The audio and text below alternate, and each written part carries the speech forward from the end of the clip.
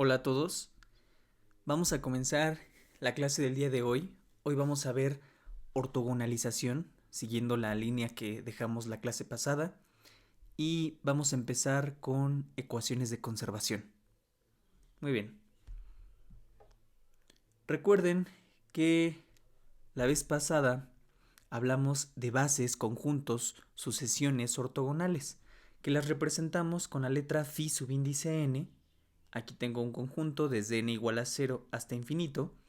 Y si digo que es un conjunto ortogonal en el intervalo cerrado de A a B, recuerden que dijimos que tenemos que especificar cuál es el intervalo, entonces el producto interior entre las dos funciones phi subíndice n y phi subíndice m es igual a la integral de A a B del producto de las dos funciones por la función peso, y esto me tiene que dar 0, siempre que n sea diferente de m. ¿Por qué? Porque desde el principio dije que se trata de un conjunto ortogonal.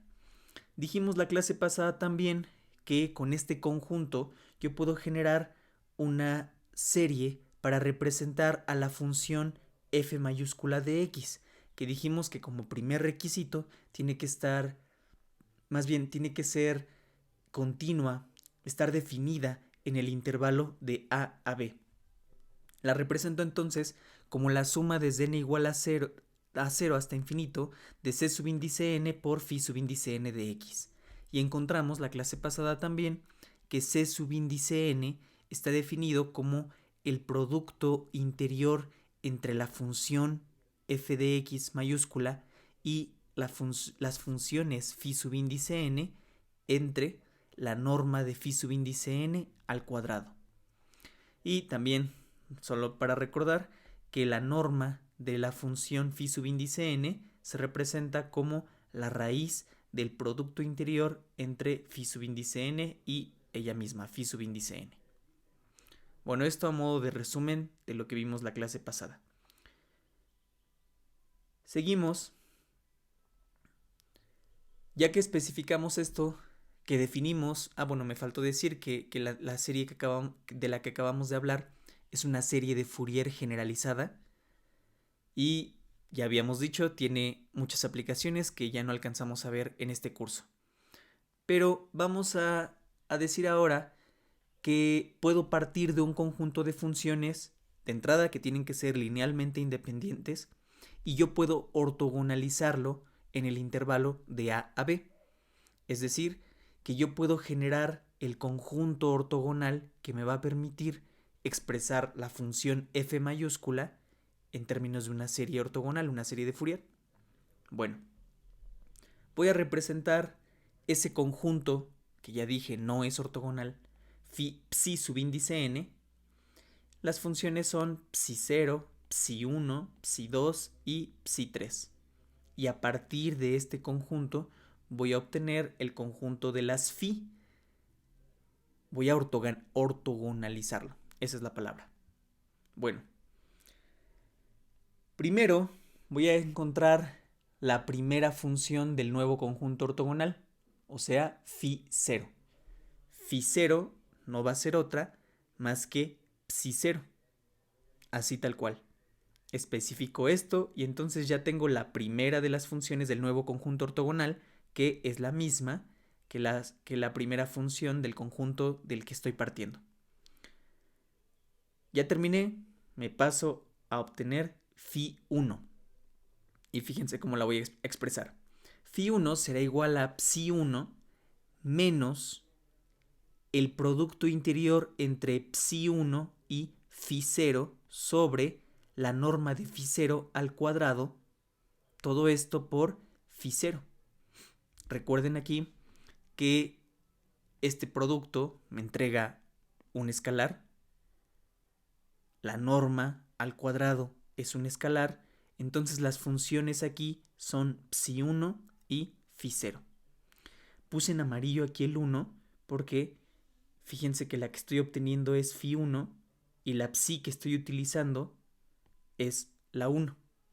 Y aquí aparece phi0 en este término, que justamente es la función que ya tengo. que es la que propuse aquí antes. Es la que tengo. Bueno, esta propuesta que hice tiene que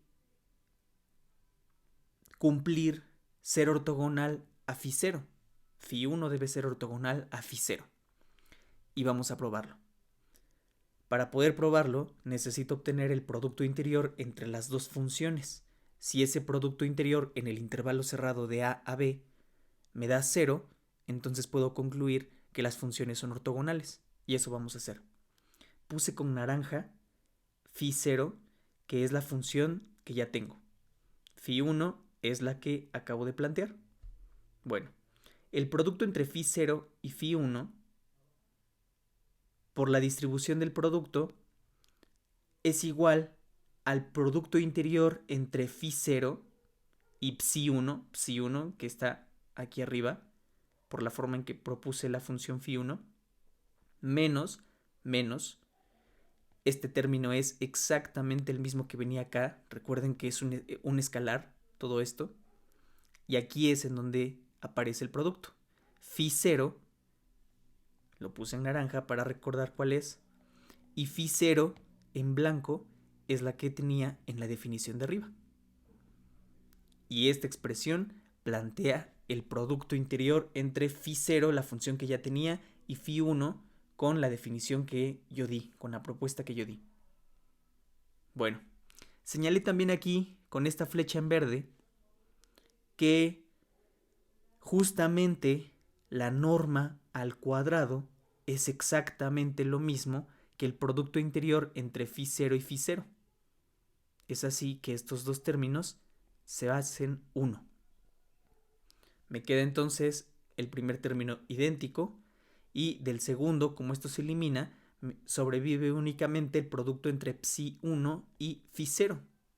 Pero recuerden, dijimos que el producto es conmutativo. Por la misma definición que dimos la vez pasada, eso se deduce fácilmente. Entonces, este término es igual a este término, la resta se hace 0. Eso significa que el producto interior entre φ0 y φ1 es 0 y por tanto las funciones son ortogonales.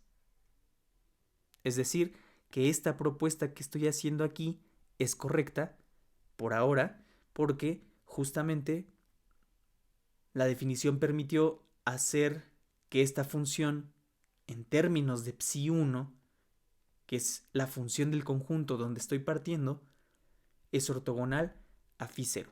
Ya llevo dos funciones obtenidas, dos funciones del nuevo conjunto ortogonal.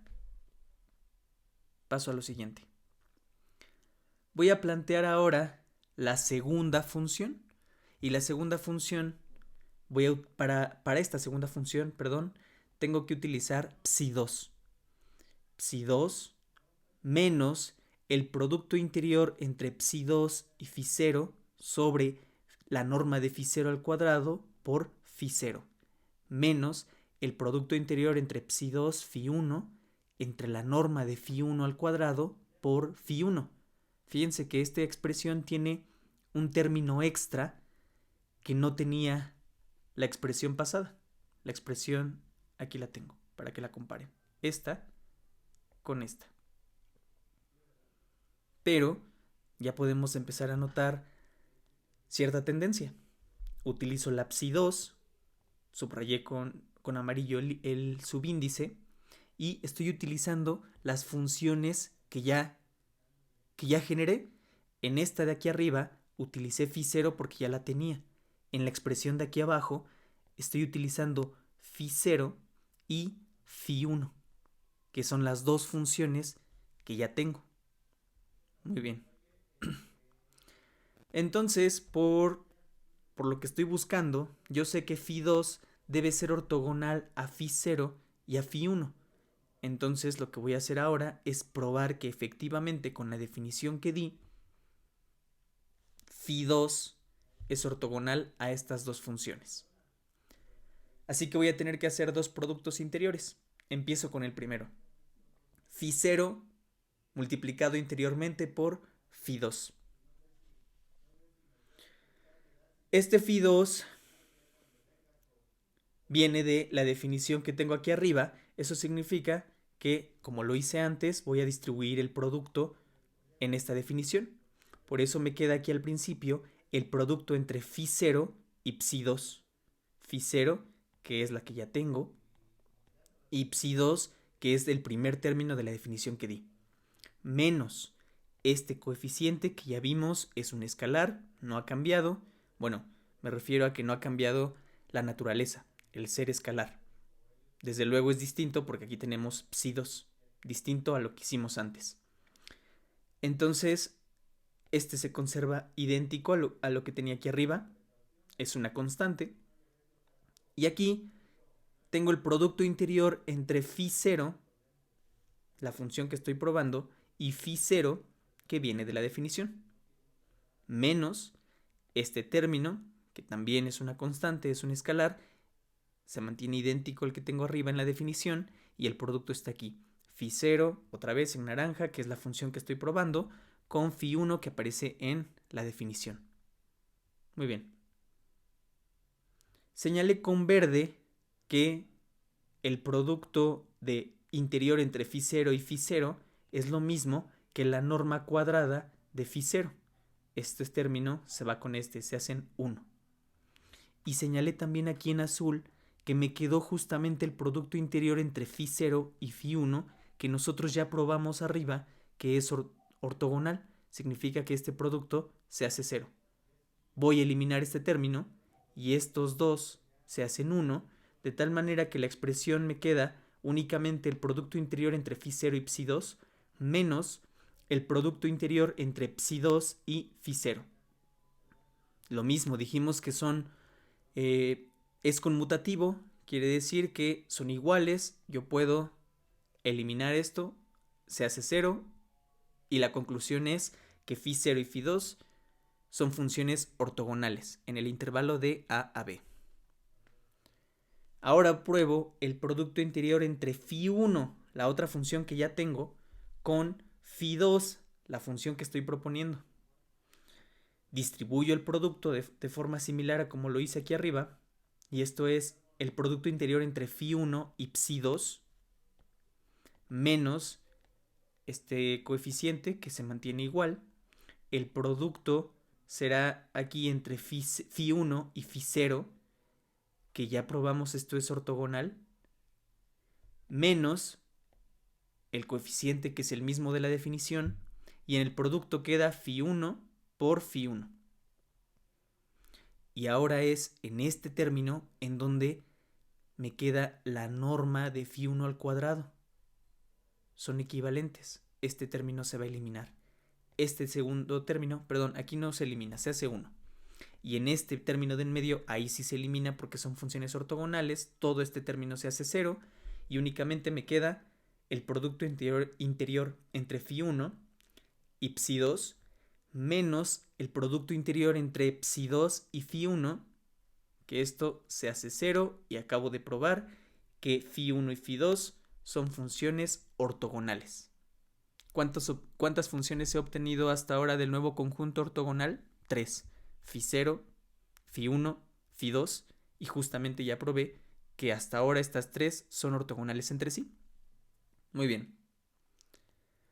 Puedo entonces plantear la tercera función, φ3. φ3, siguiendo la tendencia que vimos con las otras funciones, queda en términos de ψ3 y tres términos más. En el primer término tengo el producto de ψ3 con φ0 entre la norma de φ0 al cuadrado por φ0.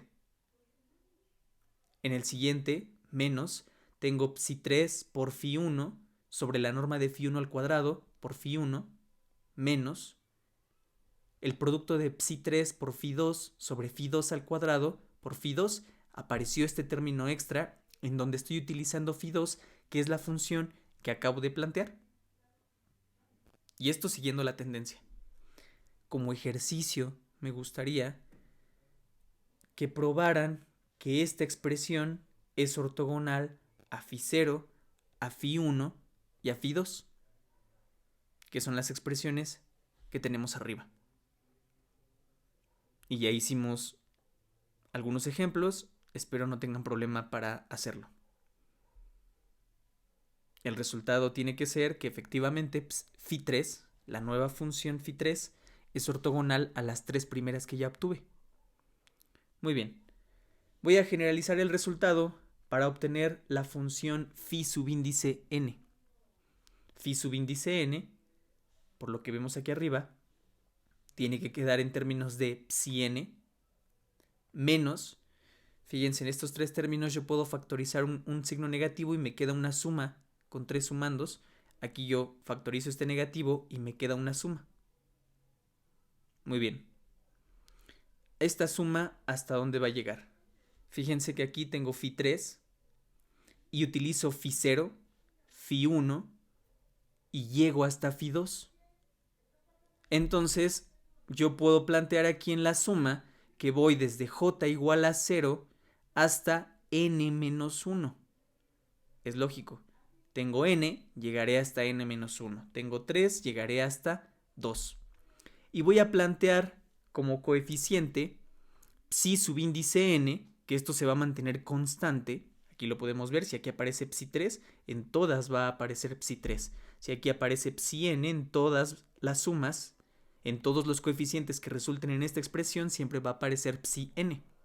Multiplicado interiormente por phi j sobre la norma de phi j al cuadrado por phi j. Y este término es al que le puse el índice j en azul, porque es el término que va a variar.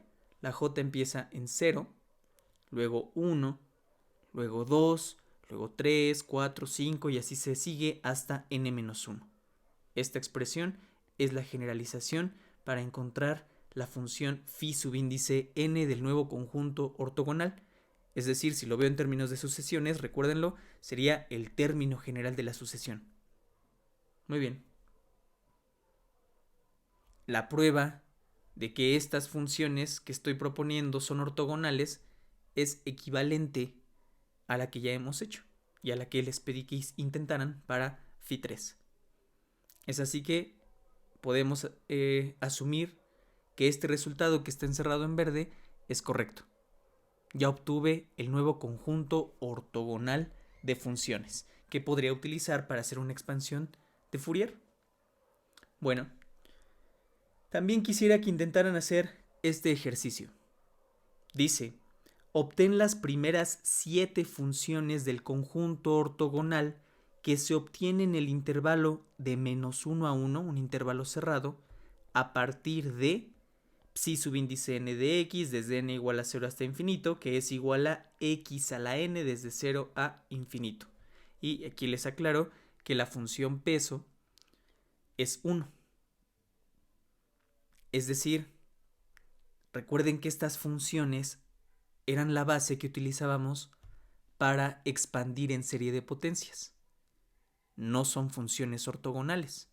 Bueno, probamos la vez pasada, hicimos el ejemplo, si no mal recuerdo, con x cuadrada y x cúbica, y cuando las integramos de menos 1 a 1 justamente, o de 0 a 1, bueno, esas funciones resultaron ser ortogonales. Entonces yo puedo pensar de entrada que las funciones pares son ortogonales a las funciones impares. ¿De acuerdo? Si hiciera de menos 1 a 1 como lo hicimos. De todos modos tienen sus notas, pueden checarlo. Pero sí, justamente probamos la ortogonalidad de x cuadrada con x cúbica en el intervalo de menos 1 a 1. Muy bien.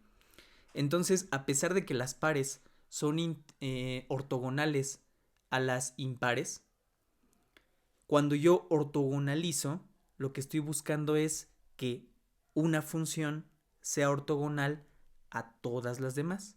Es decir, que x cuadrada, por ejemplo, tendría que ser ortogonal a x cúbica, a x cuarta, a x quinta, sexta y todas las demás que aparezcan en la sucesión, en el conjunto. Esa es la diferencia. Espero que se entienda. Entonces, a partir de este conjunto, yo les pido, utilizando esta expresión que acabamos de obtener, la expresión encerrada en verde, obtengan las primeras 7 funciones del nuevo conjunto ortogonal, es decir, phi0, que está sencillísimo, ya dijimos que phi0 es la misma que psi0, que en este caso psi 0 sería x a la 0, o sea 1, ya tienen la primera. La segunda es phi 1, después phi 2, phi 3, phi 4, phi 5, phi 6. Les estoy pidiendo hasta phi 6. ¿De acuerdo? Inténtenlo. Ya lo he repetido antes, no son obligatorios, pero es importante. Tenemos todavía un último examen. Yo recomiendo que vayan haciendo los ejercicios y así surgirán dudas antes de que sea tarde. Bueno, seguimos. Con este ejercicio terminamos los temas que competen al curso. Recuerden que el primer día de clase yo les escribí en el pizarrón el temario, entonces deben tenerlo en sus cuadernos, y si no, también pueden buscar en internet el temario de la materia, y con esto concluimos los temas que tenemos que ver. Que viene a partir de ahora hacer algunos ejercicios en donde apliquemos las técnicas que aprendimos de resolución de ecuaciones diferenciales, específicamente en series de potencias, algunas funciones especiales, sus propiedades, en la resolución de algunos problemas físicos, en donde ya no solo las matemáticas son importantes, sino la interpretación física también es muy importante. Entonces, por eso el día de hoy terminamos con ortogonalización, terminamos los temas del curso y continuamos con las ecuaciones de conservación al estudiar un sistema dinámico. Es decir, que antes de plantear cualquier problema, a mí me gustaría hacer esta discusión rápida sobre el significado de las ecuaciones de conservación y cómo se obtienen. Esto para que no haya dudas más adelante. Pero debieron haberlo visto esto, bueno, al ser una materia optativa, tenemos alumnos desde quinto semestre hasta último semestre, es decir, que ya debieron haber llevado transferencia de momentum, y entonces estas ecuaciones tuvieron que haber tenido un acercamiento a ellas a partir de transferencia de momentum. Entonces será a modo de recordatorio, o en caso de que no haya quedado muy claro en los cursos, bueno, aquí vamos a dar un repaso rápido. Dicho esto, comenzamos. Nuevamente estamos estudiando un sistema dinámico, es decir, un sistema en movimiento. Para llegar a estas ecuaciones de conservación, lo primero que vamos a elegir es el método por el que vamos a llegar a ellas. Existen dos métodos: el método estadístico y el método continuo. El método estadístico tiene un punto de vista molecular, es decir, que asume, como dice aquí, que el comportamiento macroscópico del sistema resulta del promedio del comportamiento de las partículas que lo forman. Es decir, que esto tiene que ver mucho con teoría de probabilidad. Y es lógico, es correcto. El comportamiento macroscópico es resultado del comportamiento interno, de la estructura del material en sí mismo. En cambio, el método del continuo ignora las moléculas individuales y asume que el sistema completo consiste en un material continuo. Por el tipo de procesos que vamos a analizar, en los ejemplos que vamos a hacer más adelante, vamos a elegir el método del continuo.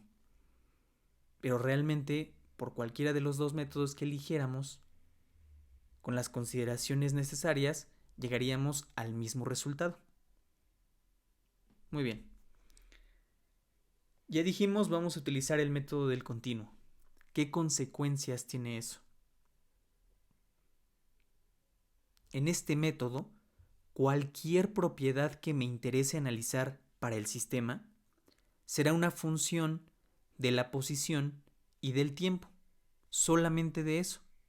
Otra vez, recuerden que estamos considerando que el material es continuo y entonces esto que acabamos de mencionar es importante. Voy a representar con alfa la propiedad que me interesa analizar en ese sistema. Y estoy indicando aquí que debido a que estoy utilizando la hipótesis del continuo, esta alfa, esta propiedad, es función de la posición y el tiempo. Esas son mis variables independientes. En coordenadas cartesianas, lo puse aquí, R es X, Y, Z.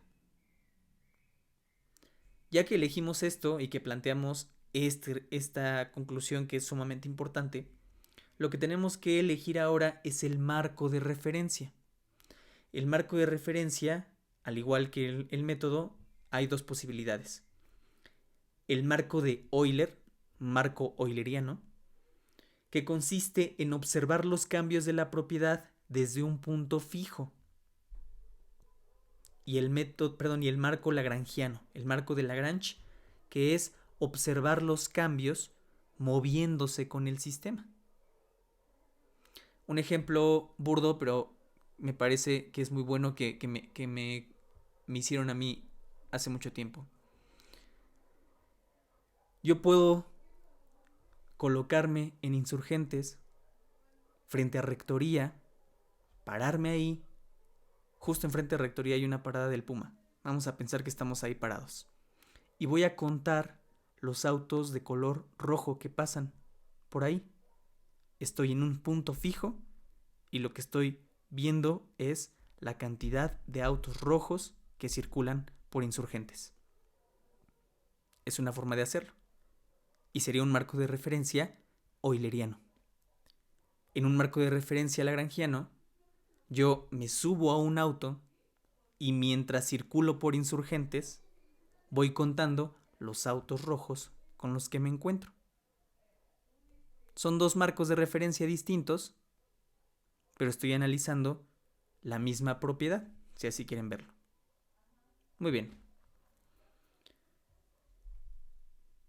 Dice, las derivadas permiten evaluar los cambios en la propiedad, que es lo que yo voy a analizar, cómo cambia la propiedad en el sistema que estoy analizando. Entonces voy a tener que evaluar derivadas. ¿Y esto por qué lo menciono? Porque según el marco de referencia que elija, será el tipo de derivadas que tengo que utilizar. Ya dijimos que alfa es función de la posición. Y ahorita pensemos en un marco de referencia cartesiano, obtengamos las ecuaciones en un sistema cartesiano y ya después se hace un cambio de coordenadas y se obtienen en coordenadas cilíndricas, coordenadas esféricas. Es lo de menos. Así que pensemos ahora que estamos en un sistema cartesiano, me conviene. Entonces alfa es una función de x, y, z y el tiempo. Estas son las variables independientes. Si yo quiero evaluar el cambio de alfa, si yo quiero saber cómo cambia la propiedad, tengo que evaluar, ya dijimos, derivadas. Pero si estoy en un marco de referencia de Euler, es decir, estoy en un punto fijo y quiero ver cómo cambia la propiedad, las derivadas con las que puedo hacerlo son estas cuatro. La derivada parcial de alfa respecto a t. Todas las derivadas aquí son parciales porque ya dijimos alfa depende de cuatro variables. Entonces tengo la derivada de alfa respecto a t manteniendo x, y, z constantes. O la derivada de alfa respecto a x manteniendo las otras constantes, alfa respecto a y, las otras constantes, alfa respecto a z, las otras constantes. De esa manera, estando en un punto fijo, yo puedo evaluar el cambio de la propiedad. Bueno, ¿y qué pasa en el marco de referencia lagrangiano? Cuando utilizo el marco de Lagrange, el tiempo es la variable más importante. Porque, recuerden, estamos analizando un sistema en movimiento, la posición parte de un punto inicial. Tengo coordenadas iniciales. Y va a cambiar en el tiempo. Es decir, que antes yo tenía x, y, z en el marco euleriano como variables independientes. En el de Lagrange ya no lo son. Dependen del movimiento y entonces inherentemente dependen del tiempo. El tiempo se vuelve la variable más importante. En todo caso podemos decir que en el marco de referencia de Lagrange, x0, y0 y z0 son las que se convierten en las variables independientes. La nueva posición dependerá del movimiento del sistema y qué tanto tiempo haya transcurrido. Entonces, lo puse aquí abajo. La propiedad cambia con la posición Y esta posición a su vez, ¿de qué depende? Del tiempo. Por tanto, la derivada que tengo que evaluar o con la cual evalúo cambios en el marco de referencia de Lagrange es una derivada respecto al tiempo. Pero esta derivada, fíjense que no es la misma que la derivada que tengo aquí arriba, esta parcial. No son iguales. Por eso la estoy representando con una D mayúscula. A esta derivada, de entrada estoy indicando que el tiempo es la variable importante y le voy a llamar derivada material o derivada lagrangiana. ¿Qué me dice la derivada? El cambio de alfa respecto al tiempo como la variable más importante, porque implícitamente ahí adentro tengo la posición, pero ya dijimos, la posición cambia en el tiempo. Muy bien. Dice ahora, voy a elegir el marco de Lagrange, aunque los dos marcos están relacionados, y es lo que vamos a hacer ahora. Con delta alfa, con esta expresión, voy a representar el cambio total en la propiedad. Y como alfa depende de x, y, z y t, entonces el cambio total va a estar dado por la siguiente expresión. Tengo delta alfa es igual a la parcial de alfa respecto al tiempo por delta t más la parcial de alfa respecto a x por delta x más la parcial de alfa respecto a y por delta y más la parcial de alfa respecto a z por delta z. Las derivadas cuantifican el cambio respecto a cada una de las variables y si yo multiplico por un delta, yo puedo saber cuál es el cambio según ese pequeño incremento. Entonces en esta expresión tengo el cambio total de la propiedad. ¿Qué voy a hacer ahora? Voy a dividir toda la expresión entre delta t. Y aquí la tengo. Tengo delta alfa entre delta t. En este primer sumando solo me quedó la parcial de alfa respecto al tiempo, porque el delta t que tenía arriba se hace 1. Aquí tengo la parcial respecto a x por el cociente entre delta x y delta t. La parcial respecto a y, cociente de delta y, delta t. La parcial de respecto a z, de alfa respecto a z, por delta z sobre delta t. Aquí creo que tengo un pequeño error en la notación. Lo puse como si esto fuera una derivada parcial y realmente es un incremento en el tiempo, un delta. Bueno, ahí está. Ahora voy a evaluar el límite cuando el delta t tiende a 0. Y aquí lo tengo. El límite cuando delta t tiende a 0 me va a permitir evaluar el cambio total de alfa respecto al tiempo. ¿Y eso qué significa? Que este límite me entrega la derivada material, la derivada de Lagrange. Aquí, a este primer término no le pasó nada, más la parcial de alfa respecto a x, aquí está, es la misma que tenía arriba. ¿Y qué fue lo que cambió? Que si yo estoy haciendo que delta t tienda a 0, entonces este término lo puedo aproximar como la derivada de x respecto a t, y la derivada de x respecto a t es la velocidad en dirección x. Algo similar va a pasar en los otros términos. Tengo la parcial de alfa respecto a y, a ese término no le sucede nada, y este término, como hago que delta t tienda a 0, esto lo puedo aproximar como la derivada de y respecto a t, esto es la velocidad en dirección y, más la parcial de alfa respecto a z, no le pasa nada, este término se aproxima como la derivada de z respecto al tiempo, y eso es la velocidad en dirección z. Y llego a esta expresión. Recuerden que aquí lo tengo escrito en el primer enunciado, que los dos marcos de referencia están relacionados, y aquí ya encontramos de qué manera. Del lado izquierdo tengo la derivada de Lagrange y del lado derecho aparecen estas derivadas. Y estas derivadas justamente son derivadas eulerianas. Entonces, con esta expresión que acabamos de obtener, estamos relacionando los dos marcos de referencia.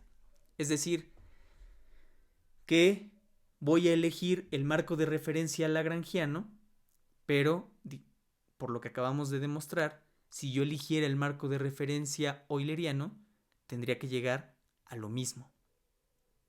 Bueno, aquí en rojo está señalado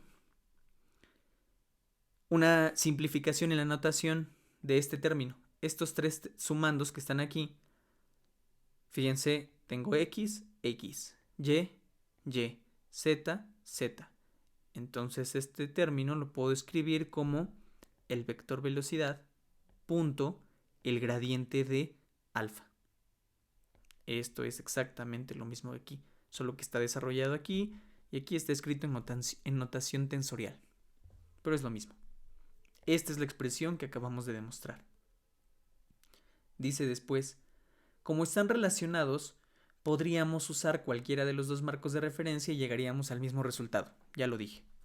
Con todo esto, aplicaremos algunas leyes físicas para el estudio del sistema dinámico. Recuerden que eso es lo que estamos haciendo.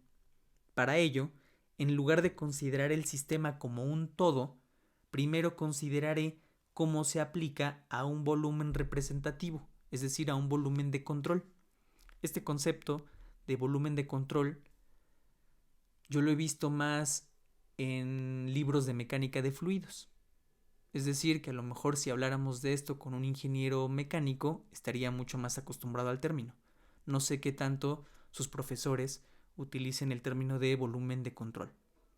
Quizás no lo usen mucho. Vuelvo a repetir, ¿qué es lo que estamos diciendo? Que yo voy a aplicar leyes físicas sobre mi sistema para poder analizarlo. Pero en vez de analizarlo como un todo, voy a analizar esas leyes físicas en un pedacito de volumen. Dice abajo, el volumen solo es una pequeña porción del sistema al que analizaremos, solo eso, es algo representativo. Como no es especial, asumiremos que todo el sistema se comportará de la misma forma que el volumen, es decir, voy a trabajar en un pedacito pequeño, un pedacito representativo, y voy a asumir que el resto del sistema, en su totalidad, se comporta de la misma forma. De acuerdo. Como vamos a hacer el análisis sobre un volumen pequeño, tenemos que decir lo siguiente. Existen dos tipos de volúmenes para hacer este análisis.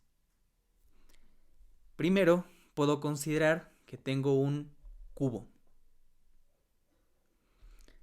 De medidas, bueno, no es un cubo porque no todas las medidas son iguales. Delta X, delta Y, delta Z. Y este sería mi diferencial de volumen. Si yo multiplico delta Y por delta Z por delta X, obtengo el delta de volumen. Otra forma, otro volumen es un volumen arbitrario. Como arbitrario quiere decir que no tiene forma. Los dos representan un delta de volumen, un pequeño volumen sobre el que voy a hacer el análisis. Dice ahora, debemos elegir el que brinde mejor perspectiva sobre la física del proceso, o el que me dé una mejor perspectiva de la ley física que quiero analizar sobre él. De eso va. Así que lo que vamos a hacer es elegirlo según convenga durante el análisis. Aquí no voy a hacer elección, ¿de acuerdo? En lo que hicimos arriba, sí hicimos elección. Elegí el método de continuo, luego elegí el marco de referencia lagrangiano, y aquí no voy a hacer elección, voy a utilizarlos según me convenga. Muy bien. Como mi sistema es dinámico, recuerden, mi sistema está en movimiento, el volumen que quiero analizar podría cambiar con el tiempo, podría cambiar en el tiempo. Y eso lo puedo representar diciendo que el volumen es una función del tiempo. ¿Sí queda claro? No solo la propiedad que voy a analizar, la propiedad alfa, también el volumen sobre el que voy a hacer el análisis también puede cambiar en el tiempo. Dice ahora, alfa es la propiedad del sistema, la propiedad que me interesa estudiar. Con alfa gorrito voy a representar la propiedad por unidad de volumen. Muy bien. Con esta integral, la integral de volumen, un volumen que cambia en el tiempo, la integral de alfa gorrito, que es la propiedad por unidad de volumen, con todo esto que estoy representando, la propiedad asociada al volumen de control. ¿Sí me explico? Alfa era la propiedad por unidad de volumen. Si yo integro en el volumen completo, entonces lo que tengo es la alfa asociada a ese volumen. ¿Cuál es la propiedad, el valor de la propiedad dentro de ese volumen? Eso es lo que estoy haciendo. Aquí hice una nota recordándoles que pongo v de t porque el volumen arbitrario cambia en el tiempo. También aquí abajo les puse otra nota que esto es una integral triple, porque es una integral de volumen. Solo por notación, en vez de poner 3 integrales, simplemente pongo una y les coloco aquí abajo que es una integral de volumen. Es una integral triple. Muy bien. Y ahora, si ya dije que con esta integral represento la propiedad asociada al volumen, y lo que quiero saber ahora es cómo cambia la propiedad en ese volumen. Ojo, entonces estamos planteando las matemáticas y le estamos dando interpretación a los términos que van apareciendo. Ya le estamos dando un significado físico a las matemáticas. Entonces, si yo quiero evaluar cómo cambia la propiedad dentro de ese volumen, como elegí el marco de referencia lagrangiano, tengo que obtener la derivada lagrangiana de este término. Y les puse aquí que evalúa cómo cambia la propiedad asociada al volumen de control en el marco de Lagrange. Ya lo dije. El tiempo es la variable más importante. Por eso escribí aquí que alfa gorrito depende de t. ¿Por qué estoy señalando esto? Porque no quiero que se olviden que al principio dijimos que como estamos utilizando la hipótesis del continuo, cualquier propiedad está definida a cualquier posición y a cualquier instante. Las variables son x, y, z, si estamos en coordenadas cartesianas, y t, son 4. Y aquí nada más estoy poniendo t. ¿Sí ven? ¿Por qué quería aclararlo?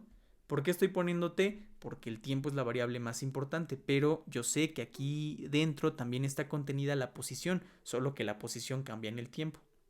Por eso solamente estoy poniendo t. Bueno, aclarado eso, continúo. La derivada que puse en rosa, que señalé aquí arriba, la derivada es difícil de evaluar, porque no solo el argumento cambia en el tiempo, también los límites. Y aquí lo podemos ver, fíjense que esto es una derivada respecto al tiempo. Tengo que derivar respecto al tiempo, el tiempo es la variable, pero resulta que la variable no solamente está en el argumento, también está en los límites de integración. Por eso es difícil de evaluar. ¿Sí queda claro? Si no estuviera en los límites de integración, entonces hago la integral y después la derivo. Esto se elimina, me quedaría la expresión.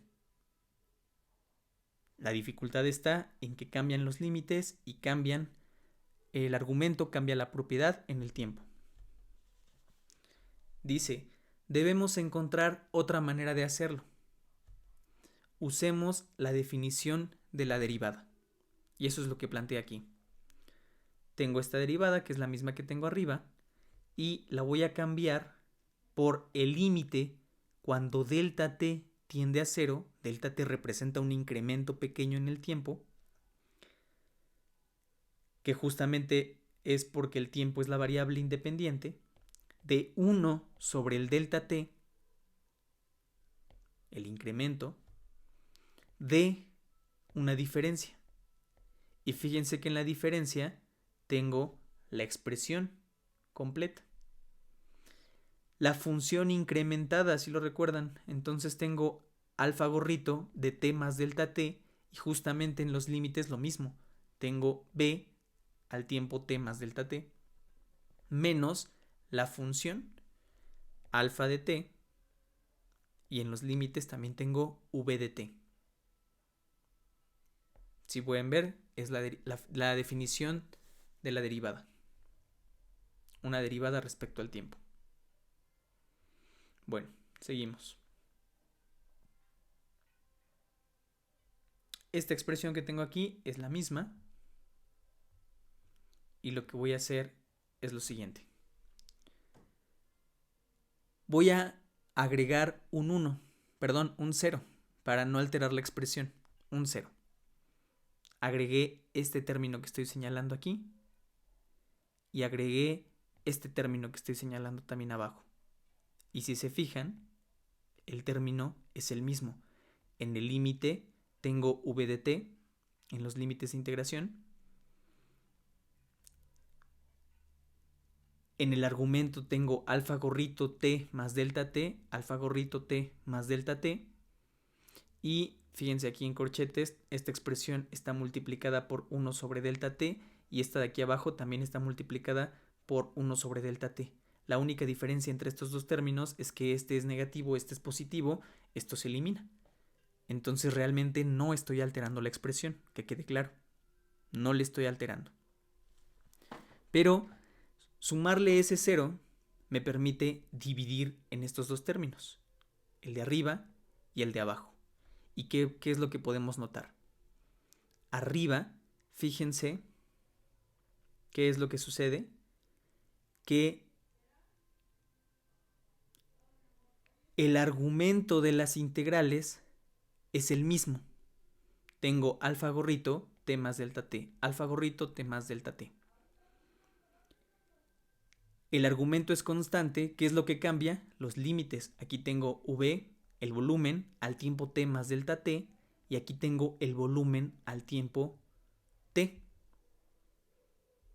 Recuerden que hace rato dijimos que evaluar esta derivada es complicado porque cambia tanto el argumento como los límites. En cambio, en esta expresión, el argumento lo mantengo constante y lo que cambio son los límites. En la expresión de abajo, ¿qué sucede? En la expresión de abajo, los límites son los mismos, v de t, y lo que cambia es el argumento. Tengo la función alfa gorrito incrementada t más delta t, y del lado derecho tengo alfa de t. Aquí mantengo constante los límites, el argumento es el que cambia. Eso es lo que logré hacer. Y voy ahora a reacomodar. ¿Qué es lo que voy a reacomodar primero? El término que está aquí abajo. Muy bien. Fíjense que como la integral tiene los mismos límites, estos dos términos los puedo colocar en una sola integral. Y aquí está, aquí abajo. Es una sola integral, v de t. Este 1 sobre delta t lo voy a poner debajo, entra a la integral y lo pongo debajo. Y en el numerador tengo la diferencia de la función incrementada menos la función. Y fíjense, todo esto sigue afectado por el límite cuando delta t tiende a 0. ¿Y qué va a pasar cuando yo haga que delta t tienda a 0 de esta expresión? ¿Ya lo notaron? Pues resulta que esta es una derivada. ¿Una derivada respecto a quién? Respecto al tiempo. Tengo la función incrementada menos la función sobre el incremento, y aquí al principio estoy haciendo que el incremento tienda a 0. Entonces, fíjense en qué se convierte la expresión. En la integral en el volumen al tiempo t de la parcial de alfa gorrito respecto a t. Uy, borré aquí esto. Listo. La integral de esta parcial, la parcial de alfa gorrito respecto a t. Muy bien. Me hace falta ahora trabajar con este término. Fíjense que ahora ya como evalué el límite, ya el límite solamente está afectando a esto que está entre llaves. A esto no le he hecho nada. Solamente arreglé el término de abajo. Muy bien. Viene. Aquí, como la función se mantiene constante y lo único que están cambiando los límites, entonces quiere decir que estoy integrando en un diferencial de volumen, en un pedacito de volumen. Aquí lo tengo. Y pueden verlo aquí fácilmente. Esta es la integral en el volumen al tiempo más el incremento. Y esta es la integral en el volumen sin el incremento. Entonces, si las estoy restando, solo me quedaría el resultado de integrar dentro del incremento. ¿Sí me explico? Espero que quede claro con la expresión que está aquí abajo. Sigo teniendo el límite, tengo 1 sobre delta t, y aquí los límites cambian, los límites o el volumen en donde estoy integrando resulta de restar el volumen al tiempo t más delta t menos el volumen al tiempo t. Realmente es equivalente a decir que solamente estoy integrando en un diferencial de volumen, en un pedacito de volumen, en el volumen que resulta al transcurrir un delta t. El cambio en el volumen que resulta al transcurrir un tiempo delta t. Eso es. Y tengo esta expresión. Esta segunda es la misma que tenía acá. Solamente estoy trabajando con la primera. Voy a arreglarla. ¿Qué es lo que voy a hacer? Voy a decir que el incremento en el volumen delta V está asociado a un incremento en la superficie. Y vamos a explicar por qué. Aquí hice un dibujo, espero le entiendan. Fíjense, este es el volumen arbitrario. Un volumen al tiempo t. Esto hay que imaginárselo en tercera dimensión. Este volumen tiene asociada una superficie que cubre ese volumen. Esa superficie le estoy llamando S de t. Este volumen, transcurrido un tiempo delta t, un pequeño incremento en el tiempo, este volumen se modificó. Es lo que dijimos, recuerden que estamos analizando un sistema que se va moviendo y dijimos que el volumen, mientras se mueve, puede cambiar.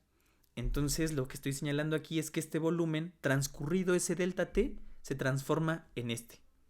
Y este nuevo volumen le llamo volumen al tiempo t más delta t. Y la superficie que cubre este volumen es la superficie al tiempo t más delta t. ¿Qué más estoy señalando aquí? Un pedacito en la superficie. Aquí está. Es un cuadrito, un pedacito en la superficie. Y este pedacito es en el estado 1.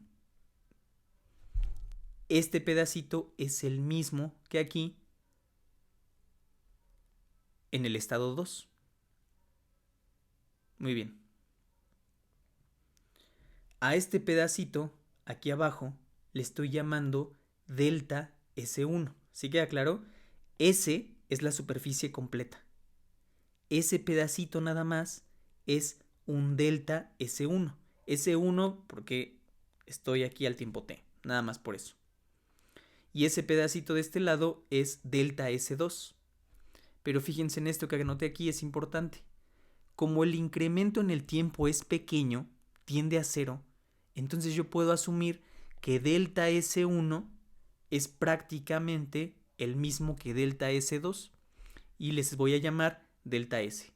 Es decir, que aquí les puse 1 y 2 solo para que lo diferenciaran y para poder explicarlo, pero al final le voy a llamar delta S tanto a este como a este, porque voy a asumir que prácticamente no cambió, es el mismo. Muy bien.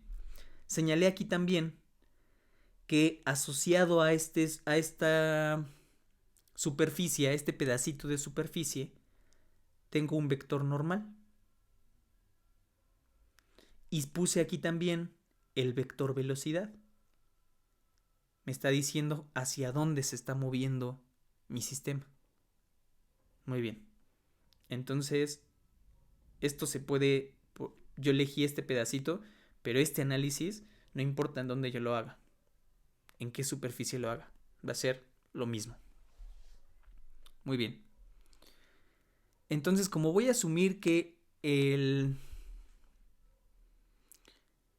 incremento en el tiempo es tan pequeño, que ya dijimos las superficies 1 y 2 son prácticamente la misma, entonces voy a asumir que la diferencia en el volumen es un cubito.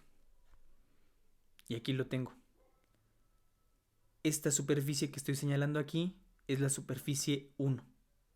Imagínense ahora que estamos sobreponiéndolos, es decir, que este que está aquí lo voy a poner encima de este y voy a empalmar esta superficie con esta. ¿Sí lo pueden imaginar? Entonces esta superficie que estoy señalando aquí es S1, es como si lo estuviera viendo desde adentro, ¿de acuerdo? Esta vista que estoy señalando aquí es una vista externa, lo estoy viendo desde fuera. Y este pedacito que estoy señalando aquí es como si yo lo estuviera viendo desde adentro hacia afuera. Entonces esta es la superficie 1 y esta que quedó aquí encima es la superficie 2. Recuerden que lo que estoy haciendo es meter este dentro de este. Ok. Entonces, como dijimos aquí que estamos asumiendo que es prácticamente del mismo tamaño, delta S, entonces este es lo mismo que este y aquí lo señalé. 1, la cara 1 es delta S, la cara 2 que está por enfrente es delta S también. Y fíjense que este cubito es justamente un diferencial, un delta de volumen, perdón, un delta de volumen. Lo que quiero que quede claro con esto es esta expresión que tengo aquí. Fíjense que aquí era la integral de la función en el incremento. Es como si yo integrara en este volumen. ¿Sí lo ven? Y le estoy restando la integral de la misma función, pero en el volumen al tiempo t. Es decir, estoy integrando en este volumen. Entonces esta expresión lo que está haciendo es el resultado de integrar aquí, réstale el resultado de integrar acá. ¿Sí queda claro? Eso es lo que me señala esto. Vuelvo a repetir, el resultado de integrar aquí menos el resultado de integrar acá. Y dijimos que eso es equivalente a simplemente integrar en el incremento de volumen. Y eso es lo que estoy señalando aquí. Que el resultado de esta resta es lo mismo a que yo es igual a que yo hiciera la integral de la misma función, pero únicamente en el pedacito de volumen. ¿Qué cambio? Es decir, en esto. Espero que quede claro. Entonces,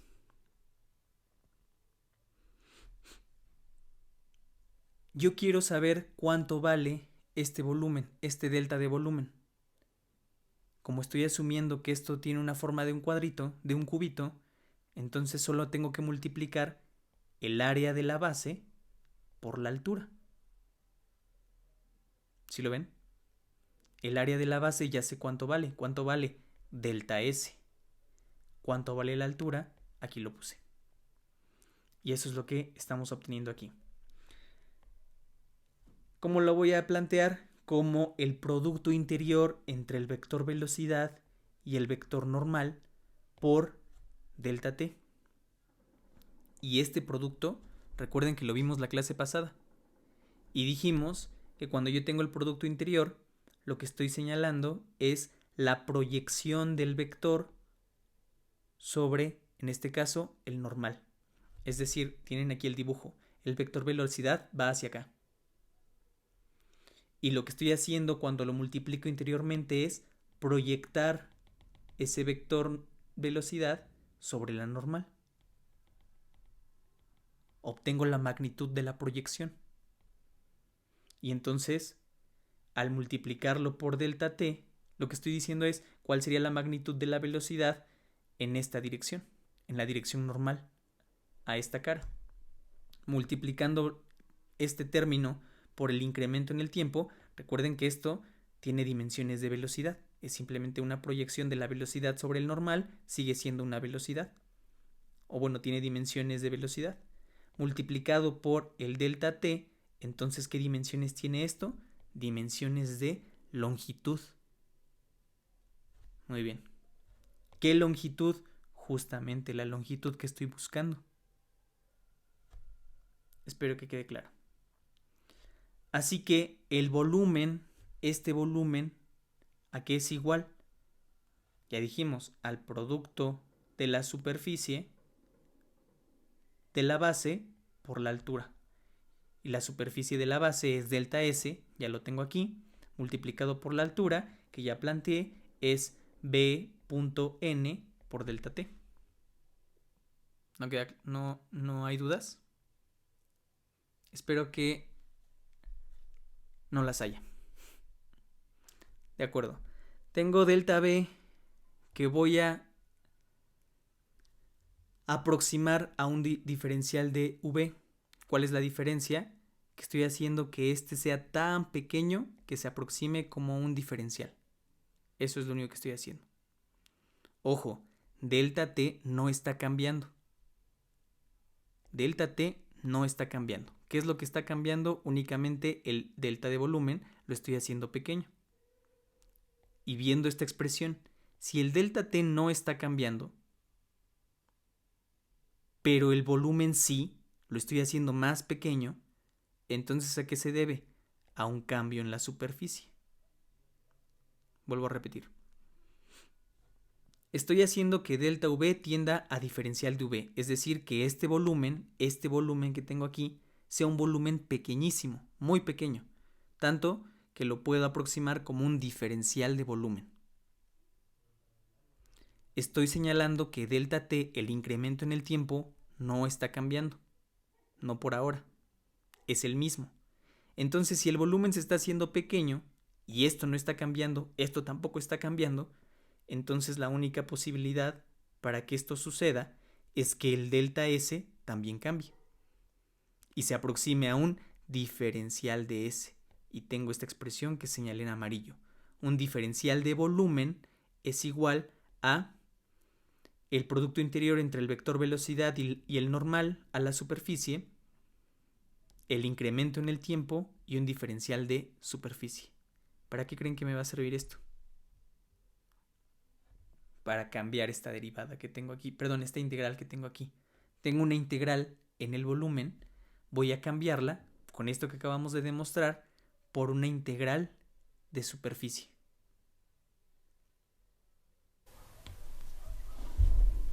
Dice ahora, volviendo, tengo la expresión de arriba y esta integral, dijimos, lo voy a cambiar por una integral de superficie. Aquí está, tengo el diferencial de V, lo voy a cambiar para que aparezca el diferencial de S, que es todo lo que tengo aquí, y ahora la integral es de superficie. Es lo único que pasó de aquí, del primero al segundo renglón. Ahora, este delta T que estoy señalando aquí, recuerden, la integral es respecto a la superficie. Este delta T puede salir y se va a hacer 1 con el delta T que tengo afuera. Y entonces me va a quedar, una vez que evalúe el límite cuando delta T tiende a 0. Esto se va, evalúo el límite cuando tiende a 0 y entonces este tiende a 0. Me queda la integral de superficie, ¿sí?, de alfa al tiempo t, multiplicado por el producto interior entre B y N, diferencial de superficie. Muy bien. Y ahora voy a utilizar el teorema de Gauss o el teorema de la divergencia, ¿recuerdan? De sus cursos de cálculo. Tengo una integral de superficie que yo puedo escribir como una integral de volumen utilizando la divergencia. Fíjense, aquí tengo el producto interior entre dos vectores, el vector A multiplicado interiormente por la normal, y esto puedo escribirlo como la divergencia de A. Entonces aquí señalo con verde que alfa, que es una propiedad escalar, alfa por B, este producto es equivalente al vector A minúscula que tengo abajo.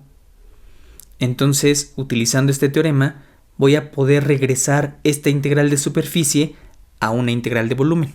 La voy a regresar a que sea de volumen. Y aquí lo tengo abajo.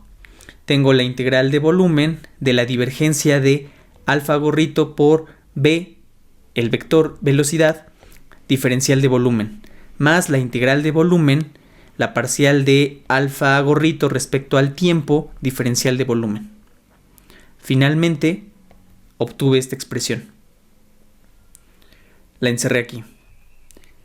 Tengo la derivada lagrangiana de esta expresión que ya dijimos que cuantifica el cambio de la propiedad dentro del volumen de control, y estoy diciendo que esta expresión significa lo mismo que la expresión que tengo del lado derecho. ¿Qué ventajas tiene ahora la nueva expresión? Que dejamos la integral fuera. Si recuerdan que dijimos hace rato que la dificultad para evaluar la derivada estaba en que no solo el argumento, sino los límites cambiaban en el tiempo. Pero con toda la demostración que hicimos ahorita, logramos sacar la integral de volumen y ya no tengo ese problema. Las derivadas se encuentran adentro, que además, fíjense, ahora tengo derivadas eulerianas. Esta era una derivada lagrangiana, ahora aquí aparecen derivadas eulerianas, están adentro las derivadas y la integral quedó fuera. Ya no tengo el problema que tenía al inicio. Esa es la importancia de esto que acabamos de demostrar. Dice aquí, dejamos la integral fuera, pero el significado físico es el mismo. Claro, porque aquí lo mismo dice, las expresiones son iguales. Y recuerden que esto surgió de agregarle un 0 a la expresión. El significado no cambia. Evaluamos, ¿qué es lo que evaluamos? El cambio de la propiedad en el volumen de control. Eso es lo que representa esta expresión. Esta expresión es el teorema de transporte de Reynolds. A esto se resume, en esto se resume. Seguimos. Voy a plantear ahora la conservación de masa. Con todos estos resultados ya puedo plantearla. Quiere decir que alfa, la propiedad que me interesa, es la masa. Alfa gorrito es la masa por unidad de volumen. Por tanto, alfa gorrito es ρ, la densidad. Masa por unidad de volumen, densidad. Voy a representar la masa contenida en un volumen de control arbitrario. ¿Cómo represento eso? Con la integral de volumen de ρ. ¿Sí queda claro? Tengo la masa por unidad de volumen, integro en el volumen, entonces esto lo que me dice es la masa contenida en el volumen de control. Ese es el significado físico de esta expresión matemática. Ahora, el cambio de la masa mientras el sistema se mueve, ¿cómo lo represento? Con la derivada lagrangiana de esta expresión. Es lagrangiana porque estoy diciendo que estoy siguiendo el sistema mientras está en movimiento. Al volumen de control lo sigo mientras se está moviendo. Es decir, que las partículas que están contenidas en esta aproximación que estamos haciendo siempre van a ser las mismas. Muy bien, ahí está la expresión. Ahora, considera una masa específica que tendrá asociado un volumen, imagínenselo. Escogen una masa, esa masa tiene asociado un volumen y vamos a seguir esa masa mientras se va moviendo en el sistema. Si la sigo mientras se mueve, el volumen cambiará su forma y o tamaño. Por eso dijimos que era un volumen arbitrario. Puede adquirir formas distintas mientras se va moviendo y tamaños distintos también. Se puede expandir, se puede comprimir. Pero aquí está lo importante. La masa que tiene contenida ese volumen tiene que ser la misma. No cambia, se conserva. ¿Qué quiere decir? Que el cambio de esa masa es 0. Y aquí está representado. El cambio de la masa contenida en el volumen de control es 0. ¿Qué me dice esta expresión? Que la masa se conserva en el sistema. Eso es lo que me indica. Voy a usar el teorema de transporte de Reynolds. Aquí está, la volví a copiar, es la que tenemos arriba. Fíjense que esta expresión es equivalente a la que tengo aquí arriba. Voy a cambiarla por esta, por una integral de volumen, en donde tengo adentro del argumento la parcial de la propiedad, en este caso es ρ, la densidad, respecto al tiempo, más la divergencia de la propiedad por el vector velocidad. Aquí está la propiedad, que es por unidad de volumen, que es la masa, la densidad, por el vector velocidad. Y esto igualado a 0. O sea que esta expresión es la misma. Solamente utilicé el teorema de transporte de Reynolds, pero representan lo mismo. Me dice que la masa se conserva. Algo más. Para que la ecuación se satisfaga sin importar la forma del volumen, porque ojo, tengo que evaluar esto que está en el argumento y después integrarlo en el volumen. Así lo podemos ver. Pero si yo quiero que esto siempre se haga cero, que todo esto que está aquí se haga cero siempre, entonces tengo que buscar que aplique sin importar qué forma adquiera el volumen. Es decir, que el argumento es lo que tiene que hacerse cero. Y aquí está representado. El argumento es lo que se tiene que hacer cero. Y aquí está. La parcial de ρ respecto a t más la divergencia de ρb. Y esto es igual a cero. Esta ecuación a la que acabamos de llegar es la ecuación de continuidad. ¿Qué representa la ecuación de continuidad entonces? Me dice que la masa se conserva. Eso es todo lo que me dice. Está escrita por unidad de volumen. Recuerden que por eso tengo ρ. ρ es la propiedad por unidad de volumen, en este caso la masa. Por eso se dice que es un balance puntual de masa. Eso es lo que físicamente representa la ecuación de continuidad. Un balance puntual de masa. Recuerden que estamos trabajando en un marco de referencia lagrangiano, pero lo dijimos al principio. Si yo trabajara con un marco de referencia euleriano, obtendría lo mismo porque están relacionados. Y justamente en esta expresión aparecen derivadas eulerianas. La parcial respecto a t, y esto contiene derivadas parciales respecto a la posición x, y, z si estoy en coordenadas cartesianas. Así que se comprueba que podría obtener lo mismo. Pero aquí voy. Que recuerden que como partí del marco de referencia lagrangiano, estoy imaginando que al sistema lo voy siguiendo mientras se mueve y analizo cómo cambia. Pero también puedo verlo desde un punto de vista euleriano. Es decir, me fijo en un punto y voy viendo cómo cambia la propiedad del sistema que atraviesa el volumen de control que fijo. ¿Sí me explico cuál es la diferencia? En el marco de referencia lagrangiano, el volumen que voy siguiendo siempre es el mismo y voy siguiendo mientras se mueve. En el marco de referencia euleriano, fijo el volumen en una posición y veo cómo cambia la propiedad mientras el sistema atraviesa ese volumen.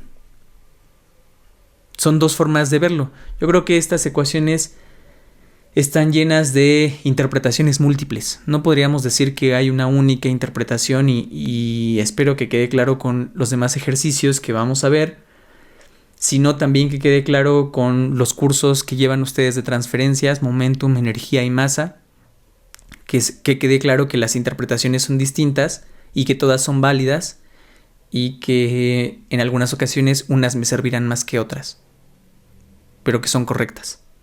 Entonces, aquí voy, que anoté esto de aquí abajo. Esto lo pongo porque hay quienes prefieren verlo así. Como dijimos que es un balance de masa, bueno, yo puedo poner que este término equivale al término de acumulación y que en este término están contenidas las entradas menos las salidas. No hay término de generación, por eso está igualado a cero. Pero para poder interpretarlo de esta manera, tendríamos que pensar en un marco de Euler, porque si estoy diciendo que hay entradas y hay salidas, entonces quiere decir que el volumen está fijo y el sistema está atravesando el volumen de control que está fijo. ¿De acuerdo? Es otra interpretación válida y que a algunos les acomoda mejor. No lo sé. A mí me gusta más lo que hemos dicho hasta ahora y lo que dijimos antes de esto. Me gusta más, pero las dos son válidas. Bueno, ahora, por último, esta expresión que tengo aquí abajo. Fíjense, tengo la ecuación de continuidad. Aquí tengo la divergencia de ρb. Este ρb es un producto y lo único que voy a hacer es desarrollar el producto. La parcial de ρ respecto a t no le pasa nada. Más, aquí tengo ρ por la divergencia de b. Más b punto gradiente de ρ. Lo único que hice fue distribuir el producto. O desarrollar el producto. Si el sistema es incompresible, quiere decir que la densidad es constante, es decir, el volumen no cambia. No cambia el volumen, la masa tampoco cambia, la densidad es constante Y entonces, ¿en qué se convierte esta ecuación? Pues fíjense, aquí arriba, la parcial de ρ respecto a t se tiene que hacer 0 porque es constante la densidad. El gradiente de la densidad también se hace 0 porque la densidad no cambiará ni con el tiempo ni con la posición. Entonces solamente va a sobrevivir este término que estoy señalando. Y esta ρ, que es constante, la puedo pasar del otro lado dividiendo. 0 entre ρ es 0 y entonces la ecuación de continuidad es la divergencia de B igual a 0. Esta también es la ecuación de continuidad, pero para un sistema incompresible. ¿No hay dudas? Bueno, vamos a dejarle ahí. La intención de esto, les digo, vuelvo a repetir, es que podamos interpretar las matemáticas con variables de interés para los ingenieros químicos. Entonces, por eso me pareció bueno hacer una discusión primero sobre las ecuaciones de conservación. Y lo notaron ahora, le dimos interpretación, le dimos significado a cada uno de los términos que aparecen. Espero que les haya quedado claro, que no haya dudas. De cualquier forma, saben, estoy disponible, pueden escribirme. Vamos a continuar con esto en la siguiente clase. Quisiera que hiciéramos la discusión de las ecuaciones de movimiento, porque hay dos ejemplos que quiero resolver que justo están relacionados con movimiento. No me interesaría analizar otros sistemas porque hay que considerar que no todos han llevado transferencia de energía y transferencia de masa, o algunos estarán llevando transferencia de energía incluso en este momento, pero lo que todos ya llevaron es transferencia de momentum para poder cursar esta materia. Entonces, por eso me gustaría orientar los siguientes ejercicios a momentum, y la siguiente ecuación entonces estaría enfocada a obtener las ecuaciones de movimiento. Y empezamos a plantear uno de los ejercicios. Bueno, cuídense, que estén muy bien. Nos vemos la próxima clase.